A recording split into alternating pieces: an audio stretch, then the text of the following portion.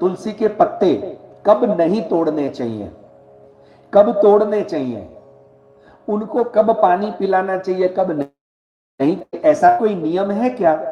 यह भी हमारे खंडवा गीता पाठशाला से प्रश्न आया था। मैं जवाब दे रहा हूं, ध्यान से सुने। रविवार के दिन तुलसी जी नहीं तोड़नी चाहिए, शनिवार के दिन नहीं तोड़नी चाहिए, मंगलवार के दिन नहीं तोड़नी चाहिए, एकादशी के दिन नहीं तोड़नी चाहिए, द्वादशी के दिन नहीं तोड़नी चाहिए, संक्रांति और ग्रहण के दिन भी नहीं तोड़नी चाहिए।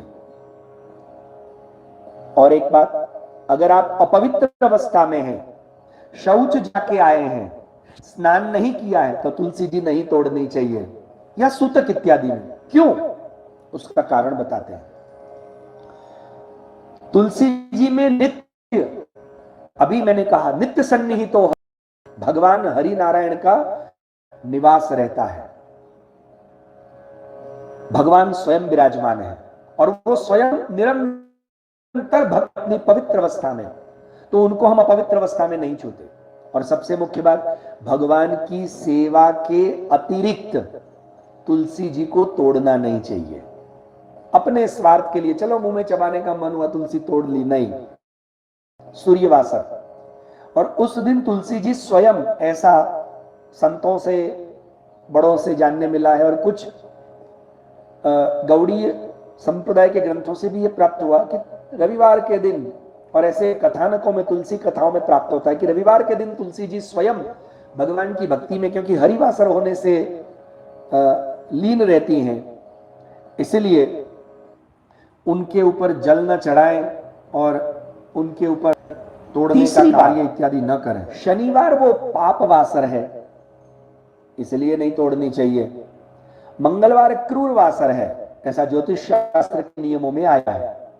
संक्रांति के दिन और ग्रहण इत्यादि में तो नहीं ही तोड़ते, क्योंकि ग्रहण में हम ही अशुद्ध होते हैं, और इसलिए ग्रहण के बाद भी तुलसी की कंठी बदलनी चाहिए। मैंने कहा ना, शुद्ध पवित्र अवस्थाएं जितनी भी हो, एकादशी के दिन भी नहीं तोड़नी चाहिए।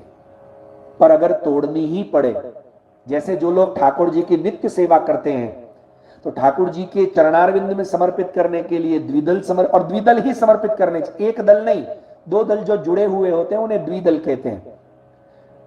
भगवान के श्री चरणारविंदों में समर्पित करने के लिए द्विदल ही तोड़े जाते हैं और द्विदल ही समर्पित किए जाते हैं, एक दल नहीं। और तुलसी दल के ऊपर चंदन समर्पित करके अगर भगवान के चरणों में, शालिग्राम जी इत्यादि, नरसिंह जी इत्यादि के चरणों में समर्पित करने से उत्तम फल की प्राप्ति होती है। और उस तुलसी दल के सहित जब भगवान का स्नान कराते हैं और स्नान का जल अगर लेते हैं, तो महापातकों से मुक्ति की प्राप्ति होती है।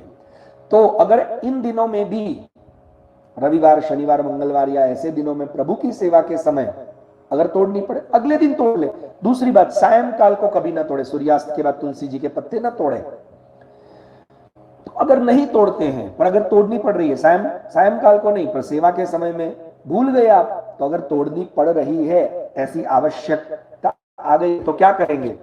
इस श्लोक, इन दो श्लोकों का पठन करके, तुलसी जी को वंदन प्रणाम करके फिर ही तोड़े। और ये कहते हुए ये श्लोक ध्यान रखें, मातस्तुलसी कल्याणी गोविंदानंदकारिणी नारायणस्य पूजार्थम चिनोमि त्वाम हरि प्रिये। हे हरि की प्रिया, मैं आपको ले रहा हूं, पर क्यों? अपने लिए, स्वार्थ के लिए नहीं, पर आप गोविंद को आनंद करने वाली हो, गोविंद को आनंद प्रदान करने वाली हो, हरि की प्रिया हो, और नारायणस्य सेवार्थम, नारायण से पूजा, उनकी पूजा सेवा के लिए मैं आपको चुन रहा हूं, क्षमा करना। और बाद में ये वंदन प्रणाम करते हुए चढ़ा देना, कौन सा?